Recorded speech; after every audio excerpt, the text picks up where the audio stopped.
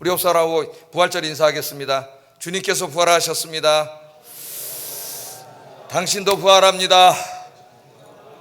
부활의 소망 갖고 삽시다. 믿습니까? 예. 오늘은 기독교의 궁극적인 소망은 부활입니다. 그런 주제로 말씀을 전하겠습니다. 우리는 누구나가 죽음을 두려워합니다. 또한 사랑하는 사람이 우리 곁을 떠났을 때 누구나가 큰 고통을 느낍니다. 여러분에게 한번 스스로 질문해 보세요. 죽음으로 모든 것이 다 끝나는 것일까요? 우리보다 앞서 세상을 떠난 사랑하는 가족들은 영원히 이별을 한 것일까요? 죽음 이후에 다음 세상은 없는 것일까요? 오직 이 세상만 다하고 영원한 세상은 없는 것일까요? 오늘 저는 여러분들에게 이 부활절 아침에 소망의 메시지를 전하려고 합니다. 죽음은 끝이 아니라고 하는 것, 사별한 가족들을 다시 만날 날이 있다는 것, 죽음 이후에 다음 세상, 영원한 세상이 있다는 것, 여기에 대해서 오늘 제가 설교를 하려고 합니다. 성경은 죽은 자의 부활에 대해서 가르치고 있습니다. 내세의 영원한 삶에 대해서 가르치고 있습니다. 오늘 부활주일입니다. 예수님께서 사망의 권세를 깨뜨리고 부활하셨습니다. 예수님이 사망의 권세를 깨뜨리고 부활하셔서 모든 믿는 사람들의 부활의 첫 열매가 되어주셨어요. 첫 열매. 우리 아까 성경이 성시교도 읽을 때 부활의 첫 열매가 되어주셨다 그랬죠. 첫 열매는 뭐예요? 부활의 보증금이 됐단 말이에요. 부활의 보증금. 그러니까 하나님께서 2000년 전에 예수님을 사망의 권세를 깨뜨리시고 죽은 자 가운데서 다시 살리신 것은 앞으로 모든 믿는 자들을 다시 살리신다는 것을 선취적으로 보여주신 말씀이다 그런 말이에요. 보여주신 말씀입니다. 이 부활절 아침에 말씀을 듣는 중에 부활에 대한 믿음이 더욱 견고해지고 부활에 대한 소망이 더욱 풍성해지는 아침이 되기를 주의 이름으로 축복합니다. 자, 그럼 오늘 말씀을 좀 공부해 보겠습니다. 자, 고린도전서 15장은 부활장이에요. 부활장. 성경 66권 중에서 부활에 대해서 가장 상세하고 신학적으로 가르치는 성경이 고린도전서 15장입니다. 집에 가서 이따 한번 전체를 한번 자세히 묵상해 보세요. 자, 이 고린도 교회는 사도 바울이 복음을 전해서 개척한 교회입니다. 그래서 사도 바울이 상당히 오랫동안 있으면서 이제 복음을 전했는데, 그래서 성경의 진리들을 가르쳤겠죠. 부활도 가르쳤습니다. 예수 믿는 사람들은 죽음으로 끝나는 게 아니라 다 우리 주님 재림하시는 날 부활합니다. 영원한 나라가 있습니다. 하나님 나라가 있습니다. 이렇게 가르쳤어요. 그랬더니 고린도 교회 다니는 사람들 중에서 이 바울의 가르침 중에 부활을 믿지 못하는 사람들이 있었어요. 부활을 믿지 못하는 사람들. 그래서 사도 바울이 고린도전서 15장에 1절부터 58절까지 긴 말씀에서 부활에 대해서 상세하게 가르치고 있는 겁니다. 자, 이 사람들이 바울의 설교를 듣고 가르침을 받으면서 좀 의문점을 가진 것 같아요. 사람들이 죽은 후에 다 썩어 없어지는데 아니 그 썩어 없어진 육체가 어떻게 다시 부활할 수 있지? 그 이성적으로는 도저히 믿을 수가 없는 이야기입니다. 믿지 않았습니다. 그래서 오늘 35절에 보면 질문을 했어요. 질문. 오늘도 제가 설교하고 여러분이 질문을 하고 대답을 하고 이러면 참 좋은데 설교 시간에 그렇게 할 수는 없어요. 질문을 했습니다. 자, 뭐라 그랬냐? 35절 보면 누가 묻기를 죽은 자들이 어떻게 다시 살며 어떠한 몸으로 오느냐, 어떠한 몸으로 부활해서 다시 오느냐 그 말이죠. 어떠한 몸으로 오느냐, 이렇게 두 가지 질문을 했습니다. 여기 두 가지 질문이 섞여 있는데, 하나는 육신의 죽음 이후에 땅에 묻혀 흙으로 다 돌아간 육체가 어떻게 다시 살아날 수가 있는가. 요즘은 이제 화장장을 많이 해서 다 이렇게 화장하면 한 줌의 재로 돌아가고 뭐 뿌리는 사람도 있고 어디 안치하는 사람도 있는데, 아니 그렇게 해서 다 흙으로 돌아가는데, 매장하는 사람들도 다 흙으로 돌아가는데, 아니 바울 선생님이 가르치기를 이 사람들이 다시 살아난다고 하니까, 하나님께서 다시 살리신다고 하니까 이걸 도저히 믿을 수가 없습니다. 다 흙으로 돌아갔는데 어떻게 다시 죽은 자가 살아납니까? 그런 질문이에요. 하나는 오늘 우리 모든 사람들이 가지고 있는 질문입니다. 두 번째는 만일 육체가 부활한다면 부활한 육체는 어떤 육체입니까? 근데 우리는 이 육체를 가지고 살고 있는데 이제 죽잖아요. 다 장사 지내서 흙으로 돌아갔는데 우리 바울 선생의 말을 들어보니까 이거 다 하나님 다시 살려서 새 몸을 주신다고 하는데 그 새 몸은 어떤 몸이냐 이렇게 질문을 한 거예요. 두 가지 질문이 여기 담겨 있습니다. 자, 이 사람들은 부활에 대해서 궁금해서 물어본 게 아니에요. 믿을 수 없다는 거예요. 믿을 수 없다. 이런 일이 어떻게 일어날 수가 있는가? 부정적인 질문입니다. 자, 바울은 이 육체의 부활을 믿지 못하는 사람들을 보면서 안타까워하고 있어요. 안타까워하면서 뭐라 그러냐면은 어리석은 자요 이렇게 말합니다. 이 어리석은 자들아, 어리석은 자들아 그렇게 이야기해요. 여러분, 부활을 믿지 못하는 사람이 고린도 교회에만 있었을까요? 오늘 대한민국 교회에 없을까요, 여러분? 주일날 교회 나와서 예배를 드리는데 모든 그리스도인들이 다 부활을 믿을까요? 여러분들은 부활을 믿습니까? 믿으시기를 주의 이름으로 축복합니다. 의심을 하고 있어요. 의심을. 그냥 이성으로는 아는데 정말 이런 일이 벌어질까? 의심하고 교회 다니는 사람이 많아요. 그러니까 그 부활의 엄청난 소망이 내 인생에 영향을 미치지 못합니다. 교회 다니면서도. 그러니까 불안이 찾아오는 거예요. 불안하고 우울하고 이 정신적인 고통이 찾아옵니다. 이 어리석은 자요, 어리석은 자요. 왜 어리석은 자입니까? 인간의 이성만 생각하고 인간의 합리적인 그런 것만 생각하고 전능하신 하나님을 전혀 고려하지 않기 때문입니다. 그러니까 어리석은 자예요. 어리석은 자.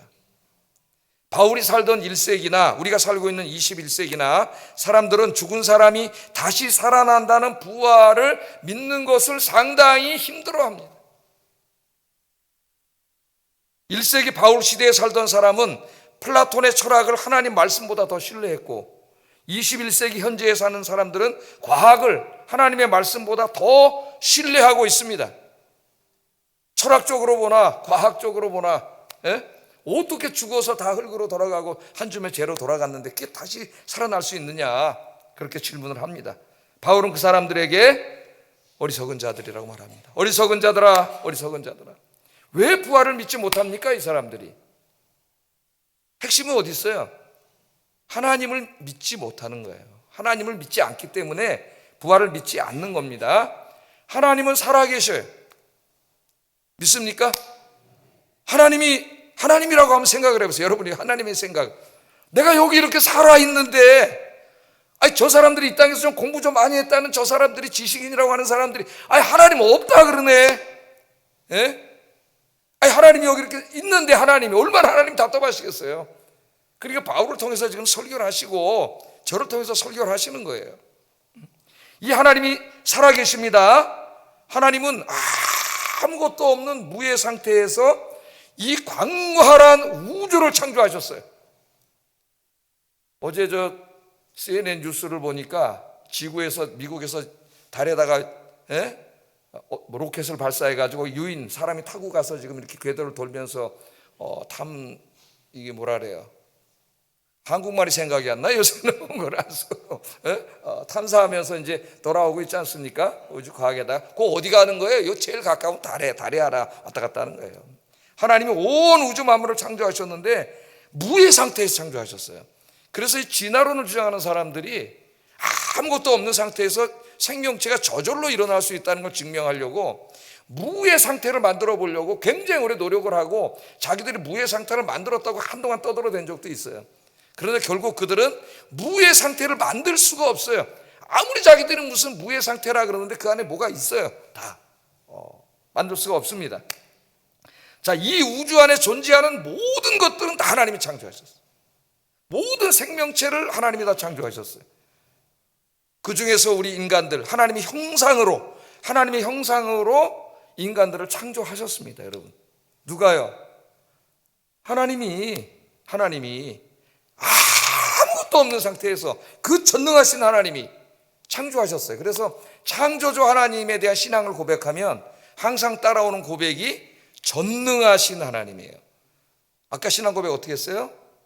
전능하사 천지를 만드신 하나님이 나의 아버지임을 믿습니다. 우리는 매주일 고백하고 있습니다. 이게 주문이 되면 안 되겠어요. 무슨 뜻도 모르고 그냥 맨날 주문해 오듯이 하면 안 돼요. 엄청난 걸 믿는 거예요, 여러분. 우리가 그거를 공동의 신앙 고백이잖아요. 모든 교회가 다 똑같은 신앙 고백을 하고 있어요. 엄청난 신앙 고백을 하고 있는 거예요. 다 창조하셨습니다. 그런데 그 무에서 이 광활한 우주와 인간과 모든 것들, 존재하는 모든 것들을 창조하신 하나님이 인간이 죽어서 흙으로 돌아간 그것을 가지고 왜 새로운 몸을 다시 못 만들겠어요? 아무것도 없는 가운데서 말씀으로 창조하신 하나님이 능히 죽은 자를 다시 살리실 줄로 믿습니다. 그걸 믿지 않으니까 이 어리석은 자요, 어리석은 자요. 하나님이 그렇게 바울의 입을 통해서 말씀하고 있습니다. 성경에는 하나님이 없다고 주장하는 사람을 어리석은 자라고 이야기해요. 어리석은 자. 시편 53편 1절 한번 읽어보겠습니다. 시작. 어리석은 자는 그 마음에 이르기를 하나님이 없다 하는도다. 없다 하는도다. 하나님이 없다고 주장하는 사람들이 누구예요? 무신론자죠. 무신론자. 오늘 21세기에 이 땅에 사는 공부 좀 했다는 학자라고 하는 지식인이라고 하는 사람들 중에 전부는 아니고 상당수가 무신론자입니다. 무신론자. 하나님이 없다. 이 우주는 스스로 생겼다. 지구의 생명은 우연히 생겼다. 여러분, 과학이 우연을 가르쳐요. 우연이 아니고는 그 사람들은 설명할 수 없어요. 우연히 생겼다. 이렇게 학교에 그걸 과학이라고 가르치고 그걸 진리라고 아이들에게 가르치고 있어요. 우리 아이들이 학교 가면 이제 시험에 듭니다. 그래서 고학년이 되면서 다음 주에는 이제 5월 달에는 창조과학회에서 과학자 한 분이 오셔가지고 하나님이 창조한 걸 과학적으로 설명하는 강연을 할 거예요. 그때 아이들 데리고 우리 부모님들이 와서 다 같이 들으시기를 주의 이름으로 축복합니다. 아이들이 초등학교 4학년 되면 흔들려요. 그걸 부모가 감지 못하기 때문에 중학교, 고등학교, 대학 가면서 고등학교 졸업하면 신앙 다 잊어버리는 거예요. 여러분, 주목해야 돼요. 주목해야 됩니다. 자, 하나님은 분명히 살아계신데, 그분이 창조주신데, 아니 하나님이 없다. 어떻게 부활이 일어나냐 그러니까 이 살아계신 하나님이 지금 여기 계신데 하나님이 얼마나 답답하겠어요. 그래놓고 또 공부는 많이 또 세상 공부는 해서 자기가 다 한다고 생각해 교만해 학자들이. 이게 하나님이 뭐라 그래요? 야, 이 어리석은 자들아, 어리석은 자들아. 여러분들은 제일 똑똑한 사람이에요. 지혜로운 사람. 하나님을 모르면 아무것도 모르는 거예요. 여러분 어리석은 자가 되지 말고 지혜로운 분 되시기를 주의 이름으로 축복합니다. 자, 하나님은 바울을 통해서 이처럼 부활을 믿지 않는 사람들을 어리석은 자라고 이야기하면서 이 어리석은 자들이 이해할 수 있도록 부활에 대해서 설명을 했습니다.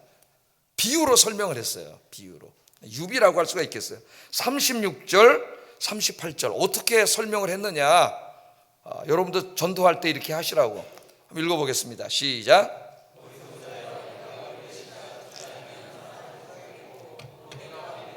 장래 형체를 뿌리는 것이 아니요 다만 미리나 다른 것의 알맹이 뿐이로되 하나님이 그 뜻대로 그에게 형체를 주시되 그 종자에게 그 형체를 주시느니라. 아멘. 자, 부활을 믿지 않으니까, 이해하지 못하니까 지금 씨앗 비유로 부활을 설명을 하고 있습니다. 자, 봄이 왔어요. 때마침 부활절이 봄이에요. 항상 봄이 왔습니다. 산과 들에 가면은 들꽃이 예쁘게 피어 있습니다. 나무에 피는 꽃도 있고 들꽃도 있죠. 우리 교회 마당에도 지금 꽃이 피고 저희 집 사람이 살구꽃을 하나 갖다 심었어요. 살구나무를. 지금 차에 가려서 안 보이는데 그랬더니 거기서 살구꽃이 피고 있습니다. 지금 좀 있으면 라일락도 피고 거기 또 이제 좀 있으면 모란꽃도 피고 꽃이 피어요. 근데 저는 꽃들 중에서도 이제 다 이쁜데 벚꽃도 막 쫙 피고 있죠. 들꽃을 제일 이뻐합니다. 들꽃. 들에 피는 꽃인데 어떤 곳에는 작년에는 없었는데 올해 가면 거기 막 꽃들이 피어서 군집을 이루고 있어요. 그 꽃들이 어디서 어떻게 피었을까요? 거기 어디에선가 바람이 불어가지고, 잘 들으세요. 이제 하나님 부활에 대해서 설명하는 거예요. 씨앗이 날라왔겠죠.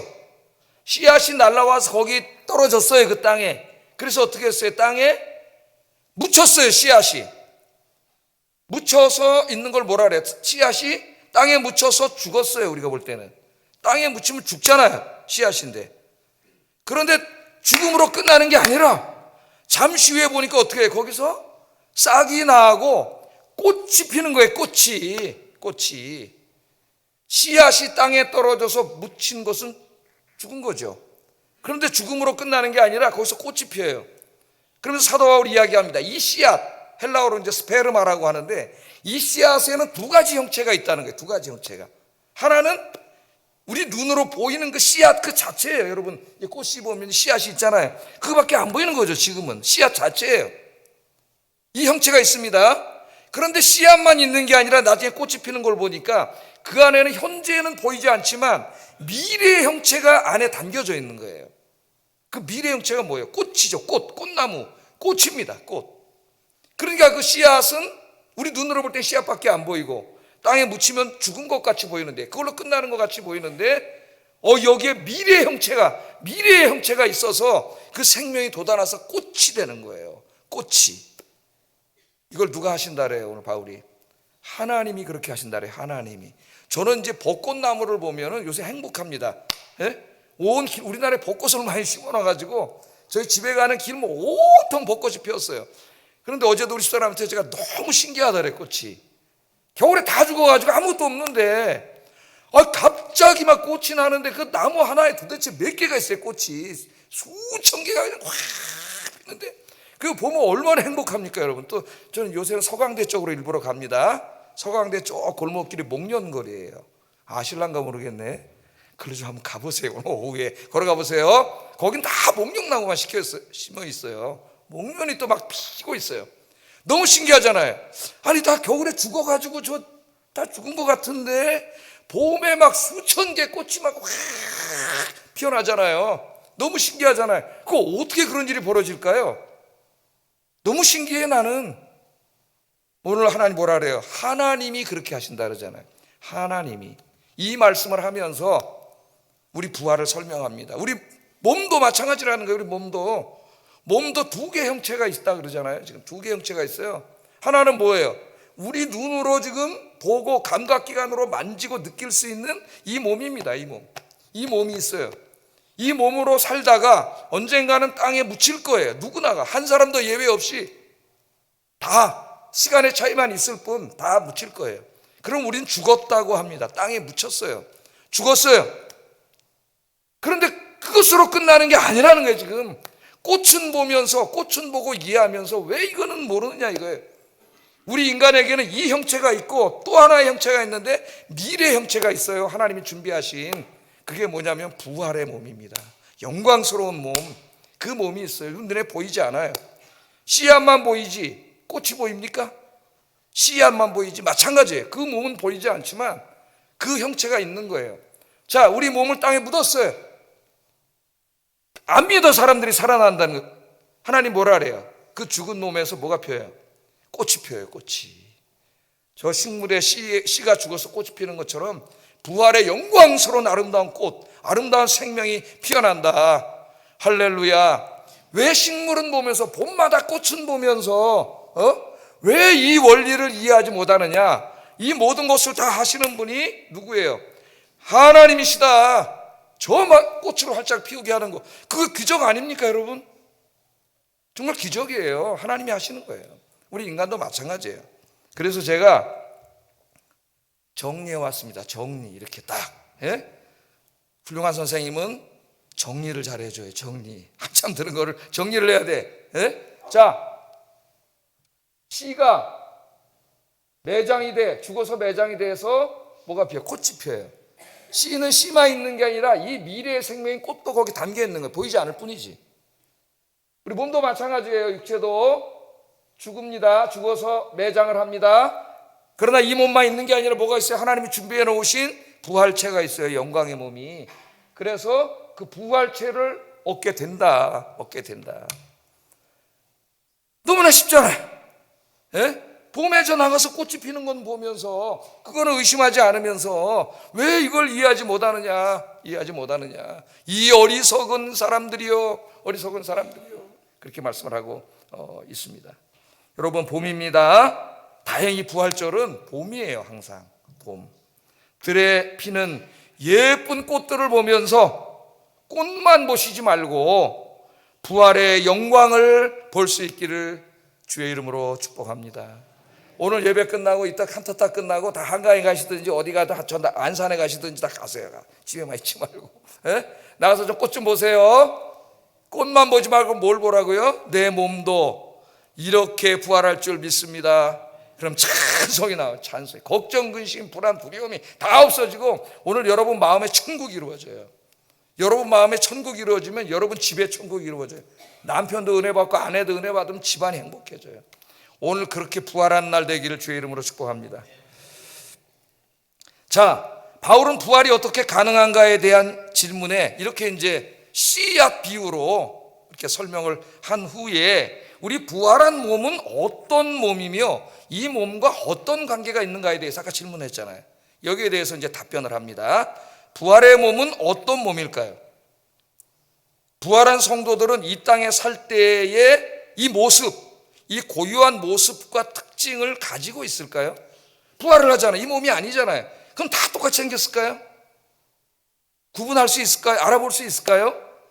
여기에 대해서도 정확하게 가르쳐 주셨어요. 하나님이 정확하게 알아야 됩니다. 여러분, 이 제일 중요한 진리가 부활에 대한 말씀이에요. 기독교는 부활의 종교고 부활이 없으면 기독교는 없는 거예요. 아까 바울이 뭐라 그랬어요? 부활이 없다면은 예수님도 살아나지 못했을 것이고 이 세상에 살고 있는 사람 중에서 기독교인이 제일 불쌍한 사람이라 그랬어요. 왜? 오늘 이 시간에 놀러 가야 되는데, 이 주일날 휴일날 가족들 데리고 놀러 가야 되는데 오늘 교회 와서 예배드리고 하루 종일 예배드리고 봉사하고 부활이 없다면 이게 뭐 하는 짓이에요? 제일 불쌍한 사람이지. 그러나 부활이 있기 때문에 하나님이 갚아주시기 때문에 제일 행복한 사람인 줄 믿습니다. 자, 그러면 부활했을 때 우리가 서로 알아볼 수가 있느냐, 이렇게 말합니다. 39절 41절. 육체는 다 같은 육체가 아니니 하나는 사람의 육체요, 하나는 짐승의 육체요, 하나는 새의 육체요, 하나는 물고기의 육체라. 하늘에 속한 형체도 있고 땅에 속한 형체도 있으나 하늘에 속한 것에 영광이 따로 있고 땅에 속한 것에 영광이 따로 있으니 해의 영광이 다르고 달의 영광이 다르며 별의 영광도 다른데 별과 별의 영광이 다르다. 이게 무슨 말일까요, 여러분? 이해가 되십니까? 무슨 말일까요, 이게? 하나님께서는 이 부활할 때 각 사람에게 이 몸과는 비교할 수 없는 영광스러운 부활의 몸을 주십니다. 그러나 그 부활의 새 몸에는 우리가 이 땅에 살 때에 내가 가지고 있던 고유하고 나만의 독특한 모습이 다 사라지지 않고 그대로 남아있다는 거예요. 모든 부활한 성도들은 영광스러운 새 몸을 받지만 이 땅에서 고유한 자신의 특성이 거기에 다 담겨져 있습니다. 그 비유입니다. 그걸 설명하는 거예요. 마치 사람과 짐승과 새와 물고기의 형체가 다른 것처럼, 하늘의 해와 달과 별의 형체가 다른 것처럼, 별과 별의 영광도 다른 것처럼 부활한 사람들은 각자가 다 구별된다는 거예요. 이 땅에 살 때 고유한 특성과 모습을 다 가지고 있다는 겁니다. 그래서 천국에 가면 우리는 서로를 알아볼 수 있다 없다? 있다 없다? 있다. 알아볼 수 있다. 천국에 가면 집사님도 오셨네. 집사님 여기서 만나서 반갑습니다. 권사님 만나서 반갑습니다. 서로가 알아볼 수 있다는 거예요. 지금 그걸 설명하는 거예요. 새의 형체, 동물의 형체, 사람의 형체가 다른 것처럼, 해와 달과 별의 형체가 다른 것처럼, 별과 별의 영광이 다른 것처럼 다 부활의 영광스러운 몸을 주시지만 이 땅에 살 때 고유한 그 모든 것을 가지고 있기 때문에 다 알아볼 수 있는 거예요. 나중에 천국에서 만납시다. 인사하겠습니다. 나중에, 지금 가려는 게 아니고 나중에 하나님 부르실 때 다 가야 되잖아요. 가족 관계는 어떻게 될까요? 가족. 이 땅에서는 혈과 육으로 가족이 이루어지지만 하나님 나라에서는 혈과 육의 가족은 없습니다. 믿음의 가족으로 이루어집니다. 믿음의 가족. 그래도 가족이었으니까 조금 더 친하지 않을까요? 더 친하지 않을까요? 하나님이 우리 아버지시고 우리는 다 형제 자매. 제가 하면 이제 바울한테 바울 형님 좀 안녕하셨습니까? 이렇게 하자. 제 생각입니다. 성경에 또 그런 거 없어요. 성경에는 다 이렇게 알아보고 만나고 그렇게 되는 거죠. 부부는 어떻게 될까요? 부부는 한평생 같이 살았는데, 예? 부부는 예수님이 가르쳐 주셨잖아요. 복음서에서 하나님 나라에서는 시집가고 장가가는 것이 없다 그랬잖아요. 그러니까 부부는 없습니다. 그런 한평생 같이 살았는데 제일 친하지 않을까. 다 친하지만 제 생각입니다. 제 생각. 성경에 그런 건 없어요. 제일 친하지 않을까 그런 생각이 들어요. 그러나 이 땅에서 혈과 육으로 가족이었다 할지라도 구원받지 못하면 하나님 나라에서는 가족이 될 수 없습니다. 왜? 하나님 나라에 참여할 수 없기 때문에. 축복에. 그래서 이 부활절날 여러분 부활의 복음을 전해야 돼요. 부활의 복음을 전해야 돼요. 네? 여러분 많은 사람들 구원하기를 주의 이름으로 축복합니다. 자, 그러면 이 부활의 몸은 어떤 몸일까요? 어떤 몸일까? 다 이제 구분될, 부활해서 이제 다 서로가 알아볼 수가 있습니다. 다 고유한 특성을 가지고 있기 때문에 다 알아볼 수가 있어요. 그러면 이 몸은 본질상 어떤 몸일까? 42절 44절에 자세하게 설명하고 있습니다. 자세하게. 이제 모르는 사람은 자기 책임이에요. 내가 자세히 가르쳤기 때문에. 한번 읽어보겠습니다. 시작.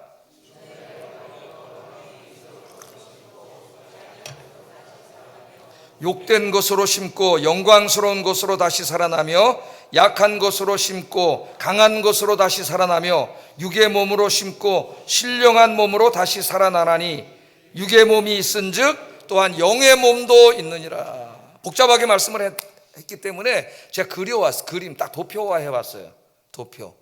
공부 잘하는 학생 이런 걸 잘해요. 항상 도표화. 도표화했어요. 자, 여기 보면 육의 몸과 신령한 몸. 신령한 몸은 이제 우리 부활의 몸을 말합니다. 부활의 몸인데, 육의 몸은 어때요? 썩을 몸, 욕된 몸, 약한 몸, 육신에 속한 몸. 이 몸이 그렇다는 거예요, 여러분. 예? 그러니까 여기다 너무 많이 투자하지 마세요. 여기다가. 예? 자, 신령한 몸은 썩지 않을 몸, 영광스러운 몸, 강한 몸, 영의 몸, 이렇게 딱 분류를 했습니다. 하나님께서 이렇게 말씀을 하셨어요. 자, 이 몸은 영원하지 않습니다. 영원하지 않죠. 때가 되면 죽습니다. 이 몸은 죽어서 땅에 묻혀 한 줌의 흙으로 돌아갑니다. 그러나 부활의 몸은 죽지 않습니다. 죽지 않는 몸, 썩지 않는 몸입니다. 그 뜻이에요. 죽지 않고 썩지 않는 몸이다. 그 다음에 이 몸은 욕된 몸이라고 하는 것은 죄악으로 오염되어 있다는 말이에요. 죄로. 그래서 욕된 몸이라 그래요. 이 몸은 죄로 오염되어 있습니다. 또 오늘 회개했지만 내일 또 죄를 짓고 우리 몸이 죄로 오염이 되어 있어요. 그런데 부활의 몸은 모든 죄가 사라진 상태예요. 거룩하고 영광스러운 몸입니다. 욕된 몸이 아니라 거룩하고 영광스러운 몸이에요. 그래서 죄를 가지고는 하나님 나라에 들어갈 수가 없어요. 세 번째, 이 몸은 늙고 병들고 죽기 때문에 약한 몸이라 그랬습니다. 약한 몸. 그죠? 다 우리 시간의 질서 속에 살고 있고 다 시간 속에서는 변하게 돼 있어요. 늙고 병들고 죽습니다. 약한 몸이에요. 그런데 부활의 몸은 늙지 않고 병들지 않고 죽지 않는 강한 몸이다. 강한 몸이다. 그런 몸을 하나님이 주신다. 그런 말입니다. 이 몸은 육의 몸, 흙에 속한 몸, 흙으로 돌아갈 몸이다. 그러나 부활의 몸은 영의 몸이라 그랬어요. 영의 몸이라 그러니까 이게 잘못 이해해가지고 부활의 몸을 비물질적인 것으로 이해하는 사람이 있어요. 잘못된 겁니다. 우리 기독교는 육신의 부활을 믿는 거지 영혼만 영원히 사는 게 아니라 그래서 그거 이단이에요, 여러분. 누가 그렇게 주장한다면 이단이에요. 그러니까 여기에 이 영의 몸이란 우리가 부활한 몸을 말하는데 신적인 몸이에요. 신적인 몸. 또 신적인 몸이라 그러니까 뭐 우리가 하나님하고 똑같이 되나? 그런 건 아닙니다, 여러분. 그러면 이단이에요. 하나님하고 똑같은 몸이 어떻게 될 수가 있겠어요? 그러나 신적인 몸이에요. 신적인 몸. 그 몸의 특징은 뭐냐? 늙지 않고 병들지 않고 죽지 않는 몸이라는 거예요. 48절 49절 읽어보겠습니다. 시작. 무릇 하늘에 속한 자들은 하늘에 속한 이와 같으니 우리가 흙에 속한 자의 형상을 입은 것 같이 또한 하늘에 속한 이의 형상, 하늘에 속한 이의 형상, 이 육신의 형상을 입은 것처럼 이제는 그 하나님 나라에서는 하늘에 속한 형상을 입게 된다. 그렇게 이야기합니다. 영광스러운 몸, 죽지 않고 병들지 않고 영원한 몸, 우리 주님의 부활하신 몸과 같은 영광의 몸을 얻게 된다. 그랬으니까 여러분, 지금 나 늙었는데 걱정하지 마세요. 괜찮습니다. 하나님께서 영광의 몸으로 다 새 몸을 주실 줄로 믿습니다. 이까지 거는 할 수가 없어요. 이거는 다 아무리 노력을 해도 다 주름이 생기고 그럴 수밖에 없습니다. 여러분, 너무 슬퍼하지 마세요. 우울해하지 마세요. 그래서 하나님 뭐라 그랬어요? 백발은 인생의 영광이니라. 백발 있다는 거는 내가 열심히 살아왔다는 증거예요. 그러니까 너무 그런데 염려하지 마시기 바랍니다. 우리 아버님이 이제 돌아가신 지가 10년 됐는데, 돌아가시기 전에 저에게 이런 말씀을 하시더라고요. 야, 만일 내가 예수님을 안 믿었다면은 인생이 너무 허망했을 것 같다 그래요. 인생이 너무 허망했을 것 같다. 왜냐하면 이제 뭐 80이 되시고 살 날이 얼마 이제 안 남고 이제 가야 되는데, 그냥 하나님 안 믿었다면은 부활에 대한 소망이 없어요. 인생이 너무 허망했을 것 같대. 근데 예수 믿고 구원받아서 부활의 소망이 있기 때문에 마음이 너무 평안하다는 거예요. 할렐루야. 부활의 신앙이 지식에서 머물면 그런 기쁨이 없습니다. 그러나 그 부활의 신앙이 확고해져서 나의 삶을 지배하게 되면은 여러분, 이 소망이 찾아와요. 소망이. 예? 그러면 불안이 싹 사라져요. 불안이. 여러분, 모든 그 심리학에서 말하는 불안, 우울, 이런 정신적인 고통은 그 뿌리를 다 찾아 내려가면 그 제일 밑에 뭐가 있냐면 죽음에서 만나요. 죽음에서. 신학자만 그렇게 말하는 게 아니라 심리학자도 그렇게 말합니다. 모든 불안은 어디서 오느냐? 죽음에서 오는 거예요. 죽음에서. 예? 그래서 이 부활의 소망을 확고하게 갖게 되면은 치유가 이루어져요. 치유가. 죽음에 대한 두려움에서 사라지면은 불안이 사라져요. 현대인들이, 젊은이들이 불안 때문에 엄청 많이 고통당하고 있습니다. 정신과를 찾아가고 약을 먹고 이렇게 살고 있는데, 이 부활에 대한 소망이 찾아오면은 이 불안이 사라져요. 불안이. 이 소망을 갖고 사시기를 주의 이름으로 축복합니다. 그래야 샬롬이 찾아온다고. 샬롬. 예? 그래야 밤에 잠도 잘하고, 예? 여러분 인생 행복해져요. 행복해져요. 자, 그러면 이 부활은 언제 이루어지느냐? 언제? 자세하게 또 말씀해 주셨어요. 51절 53절 읽어봅니다. 시작.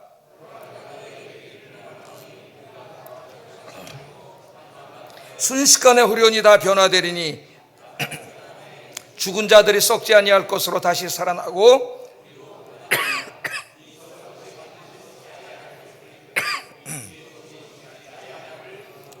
아멘. 자, 마지막 나팔이 불 때는 성경을 읽어보면은 우리 예수님이 재림하실 때죠. 다시 찾아오실 때. 우리 아까 사도신경에서도 뭐 고백했어요? 산자와 죽은 자를 심판하러 오신다는 것을 내가 믿습니다. 이렇게 주일마다 우리가 고백을 하고 있어요. 신앙 고백을. 우리가 믿는 내용이 거기 사도신경에 다 담겨 있습니다. 주님이 다시 오셔요. 2000년 전에는 아무도 모르게 저 베들레헴 말구유의 아기의 모습으로 오셨지만, 다시 오실 때는 영광의 하나님의 모습으로 천군 천사를 대동하고 오십니다. 그래서 모르는 자가 있을 수가 없고 숨겨진 일이 있을 수가 없어요. 온 세상 사람들이 다 볼 수 있도록, 알 수 있도록 우리 주님이 찾아오시는 날 무슨 일이 벌어진다고요? 부활이 일어난다는 거예요. 부활이. 죽은 자들이 다 부활한다는 겁니다. 다 부활한다. 우리 예수님이 그렇게 말씀하고 있습니다. 이 부활에 대해서 가장 리얼하게 가르치는 말씀이 에스겔 37장이에요. 37장. 기억나세요? 어느 날 환상 중에 에스겔을 한 골짜기로 하나님 데려가셨는데, 거기에 죽은 사람들의 뼈다구가 그냥 산처럼 골짜기를 가득 메우고 있지 않습니까? 근데 다 말라 비틀어졌어요. 죽은 지 오래된 사람들이에요. 예? 하나님 물어봅니다. 이 뼈들이 다시 살아날 수 있겠느냐? 에스겔을 보니까 이거 도저히 가능할 것 같지가 않아. 주께서 아시나이다 그랬잖아요. 주께서 아시나이다. 그런데 우리 하나님 말씀이 떨어지는 게 어떻게 됩니까? 그 뼈들이 움직여. 샥샥샥 움직이더니 원래 자기 뼈대로 다 움직여서 착착착착착 붙잖아요.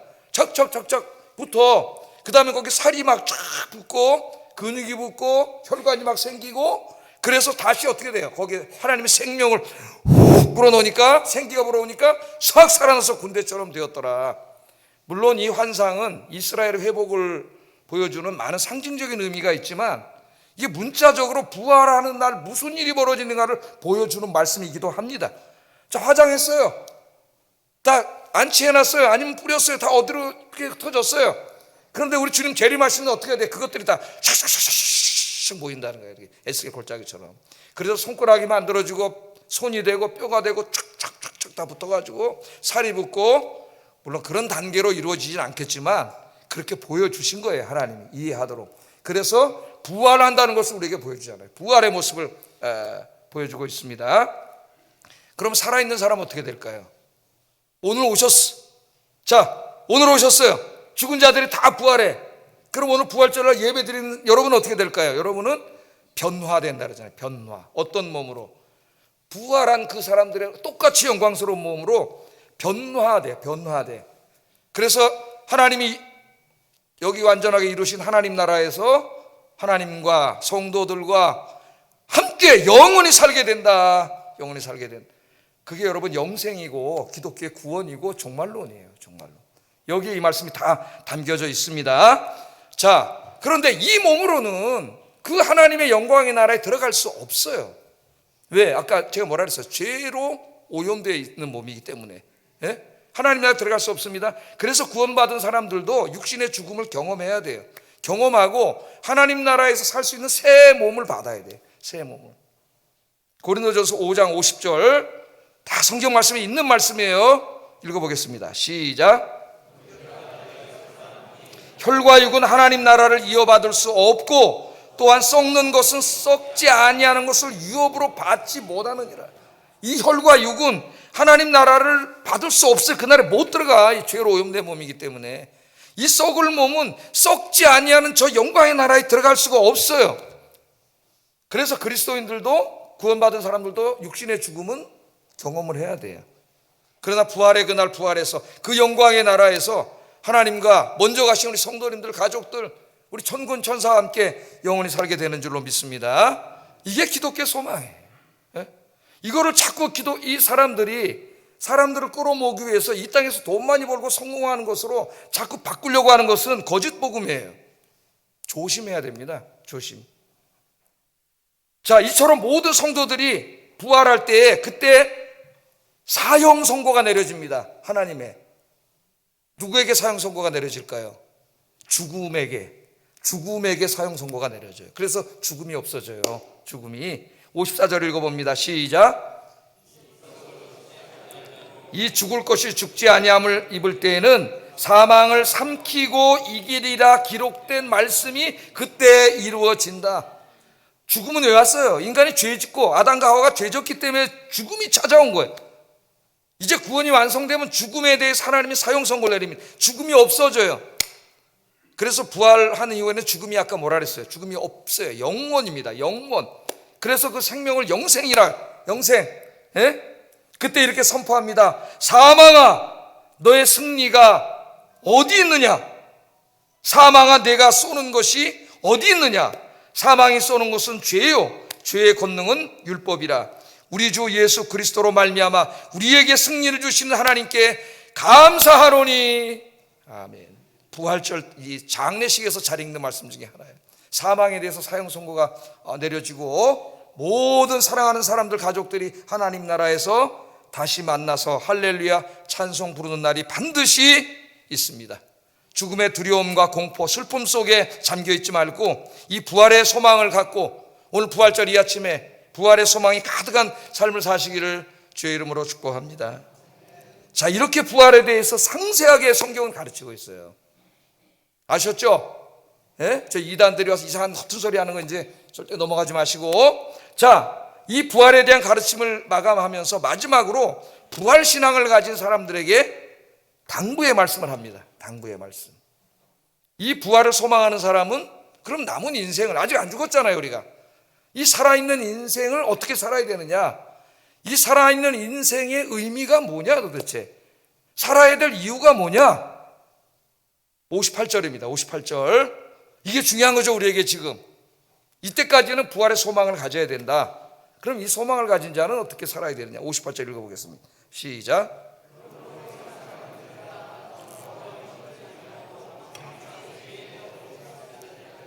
이는 너희 수고가 주 안에서 헛되지 않은 줄 알미라. 자, 첫째는 어떻게 하라고요? 부활의 소망에서 흔들리지 마라. 흔들리지 마라. 견고하여 흔들리지 마라. 왜? 흔드는 자가 있기 때문이에요. 흔드는 자가 누구예요? 사탄이에요. 어둠의 권세자. 뭘 통해 흔듭니까? 무신론 과학자들, 철학자들, 역사학자들, 이 언론, 매체, 방송, 교육, 모든 것을 총동원해서 하나님을 믿지 못하게 만들고 의심하게 만드는 거예요. 우리 소망을 흔드는 거예요. 흔들리지 않기를 주의 이름으로 축복합니다. 기도해야 돼요. 기도 안 하면 흔들려요, 여러분. 목사도 흔들려요. 그래서 늘 하나님과 말씀 안에 기도해야 됩니다. 그럼 성령님이 이 견고하게 해주셔요. 이 소망이 가득해야만 행복할 수 있어요. 여러분, 흔들리지 마세요. 공짜로 얻어지지 않습니다. 어둠의 권세가 역사하기 때문에 어떻게 해야 된다고요? 애써야 돼요. 애쓰는 게 뭐예요? 신앙생활 열심히 해야 돼요. 신앙생활. 두 번째, 주의 일에 더욱 힘쓰는 삶을 살아라. 이렇게 말했어요. 주의 일에. 그러니까 우리 인생에서 가장 힘써야 될 일이 이제 뭐가 된 사람들이에요? 주님의 일이 된 사람들이에요. 주님의 일이 된 사람들. 여러분, 오늘 15장의 32절을 한번 보세요. 32절에 바울이 뭐라 그랬는지. 만일 부활이 없다면 내일 죽을 것이니 먹고 마시자 하리라. 그렇게 얘기하잖아요. 부활이 없다는 사람들에게. 만일 부활이 없다면은 내가 왜 이렇게 살겠느냐. 바울이 어떻게 살고 있어요 지금. 이 부활의 복음을 전하고 교회를 세우고 성도들을 섬기고 주의 일에 힘쓰느라고 지금 자기 인생을 다 바치고 있습니다. 어떨 때는 감옥에 가서 매를 맞고 착고로 채이고, 또 죽을 고비도 넘기고 바다의 풍랑을 만나고 강도도 만나고 죽을 고비를 여러 번 넘기고 헐벗고 굶주렸다고 고백하고 있잖아요. 고린도전서에서, 후서에서 사도 바울이. 자, 부활이 없다면은 내가 왜 이렇게 살겠냐 이거예요. 부활이 없다면 나도 내일 죽을 것이니 어차피 죽을 건데 어떻게 살겠다고요? 먹고 마시자 하리라. 먹고 마시자는 그 당시 헤도니즘, 이 쾌락주의 철학자들, 에피큐리아니즘이라 그러죠. 에피큐리아니즘 철학자들의 슬로건이에요. 슬로건. 인간의 삶의 목적은 행복을 위한 것, 쾌락을 위한 것입니다. 그 대표적인 슬로건이 먹고 마시자야. 그런데 이 먹고 마시자가 21세기에 이 지금 현대인들의 그대로 살아나고 있어요. 그게 뭐예요? 식도락 문화예요. 먹고 마시고 놀러 다니고 즐기고, 이 문화가 계속 나오고 있습니다. 만일 부활이 없다면은 그렇게 사는 사람들이 현명한 사람이에요. 왜? 죽을 건데 좀 이따 죽을 건데 그냥 죽기 전까지 시큰 즐기다 죽어야지. 부활이 없다면은. 그런데 부활이 있어요, 여러분. 부활에서 하나님 앞에 설 날이 있어요. 우리 한평생에 대해서 결산할 날이 있어요. 그렇기 때문에 그렇게 사는 사람은 가장 어리석은 자예요. 어리석은 자. 요즘 사람들이 소확행이라 그래가지고 소소한 개인의 행복을 인생의 목적으로 삼고 사는 사람들이 있는데 어리석은 삶입니다. 어리석은 삶. 물론 기독교인들도 어느 정도 휴식도 필요하고 여행도 필요하고 그게 필요 없다는 얘기가 아니에요. 그러나 우리의 삶의 궁극적인 목적, 내가 힘쓰고 있는 목적, 내가 살아야 될 이유, 나의 살아있는 의미가 뭐냐? 그게 세상이 아니라 주님이 되시기를 주의 이름으로 축복합니다. 교회를 섬기고 복음을 전하는 것이 되기를 주의 이름으로 축복합니다. 뿐만 아니라 여러분 가정에서, 직장에서, 동네에서, 시장에서, 학교에서 주님의 영광을 크게 드러내는 삶을 살기를 주의 이름으로 축복합니다. 여러분의 가정을 하나님을 경외하는 가정으로 만들고, 직장에서 성실하고 정직하게 일하고, 시장에서, 동네에서 이웃들에게 사랑을 실천하고, 사회에서 하나님의 정의와 평화를 이루는 일에 힘쓰므로 이 땅에 하나님 나라를 이루어 가시는 여러분 되기를 주의 이름으로 축복합니다. 주 안에서의 수고는 결코 헛되지 아니하니라. 아멘. 부활해서 주님이 갚아주실 그날 소망하면서 사시기를 주의 이름으로 축복합니다. 기도하겠습니다. 두 가지입니다. 부활에 대한 확고한 신앙을 갖고 부활을 소망하며 주의 일에 더욱 힘쓰는 삶을 살게 하소서. 부활을 소망하면서 주님의 교회를 위하여, 복음을 위하여 헌신하게 하시고, 나의 모든 삶의 영역에서 부활의 주님의 영광을 크게 드러내는 삶을 살게 하소서. 기도하겠습니다. 사랑하신 아버지 하나님, 감사합니다. 오늘 이 귀한 말씀을 통하여 성경에서 가르치는 부활이 무엇인지 오늘 우리에게 자세하게 상세하게 가르쳐 주시고, 부활에 대한 소망이 더욱 흔들리지 아니하고 견고해지고 확고해지게 하신 것 아버지 감사합니다. 우리 마음이 부활의 소망으로 가득 차게 하여 주시고, 이제 그래서 이 소망 가운데 나의 남은 생의 의미가 무엇인지, 내가 살아야 할 이유가 무엇인지를 오늘 분명히 결정하게 해 주시고, 이 없어져 버릴 세상에 내 아까운 인생 다 낭비하고 힘쓰지 않게 하시고 오직 주님의 영광 위에, 이 땅의 부활의 영광과 하나님 나라의 영광을 위해 살아가는 저희들이 되도록 주님께서 인도해 주시옵소서. 예수님 이름으로 기도드립니다. 아멘.